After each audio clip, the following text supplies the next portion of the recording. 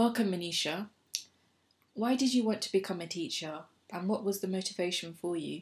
I think it was just I was at Waterstones after university for 2 years, and I was working in the children's department, and I just kind of found it a little bit like a dead end job. I liked working with people. I preferred working with children rather than selling them something. So I just decided to go into teaching. I suppose that was the big motivation. How was it during your early days at school? How was the atmosphere, and did you find it welcoming or challenging in any ways? Have you got any examples? Do you mean kind of on training or in my job? Both. I suppose the early days of my training, it was quite tough because I didn't know what I was doing, and it's always difficult to learn a new skill. But then I got used to it. It was quite good. When I went into when I went into my new job, it was really hard. It was really tough. It's difficult being a newly qualified teacher in a school like my school, which, for want of a better phrase, is not very welcoming for new staff.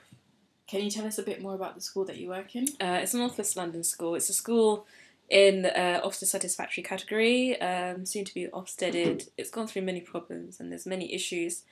The borough that it's in is a very deprived borough as well. It's never gotten very much in terms of money, the educational department.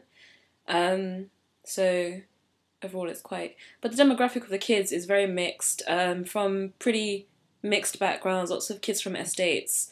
And there's a high ethnic minority consistency in the school.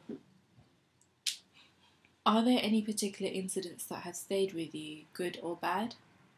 There's so many good ones, it's really difficult to point specific ones out.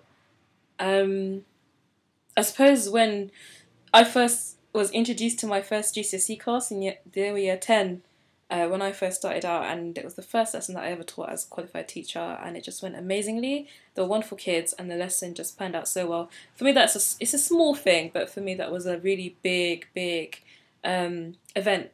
And there are ups and downs in schools, there always are. And for me, there's been a few, but nothing of note, really. And do you have any success stories? Yeah, there's loads of success stories at my school. For example, I took two kids for BBC Schools News Report to go and interview the Prime Minister, Nick Clegg and Ed Miliband, and that was a great success. It got our school in the paper, and our school was in the running for Building Schools for the Future, and that money was taken away. We were very upset about it, and so our kids got to ask the Prime Minister the question about why the money was taken away and why we're not worthy of that money. What exactly is Building Schools for the Future? It was a fund that was put up by Labour to see all of the schools in England, I think England, not Scotland and Wales, I'm not sure, but all the schools in England rebuilt again. And a small percentage of them had already gone through BSF, and ours was nearly top of the list. And unfortunately, when Conservative came in, I understand they had to do cuts, but they cut at the wrong time and they cut the wrong thing, in my opinion, because our school needed that money. How do you see your role as a teacher? Do you think as a teacher you're making a difference to a student's life or a career, or do you see yourself as a guardian of sorts? No, both.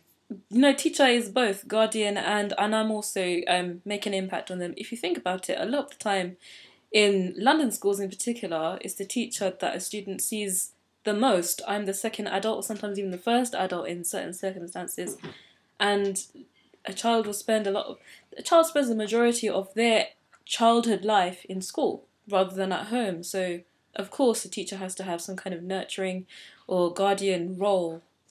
And then, yeah, I see both as a nurturer and as a guardian.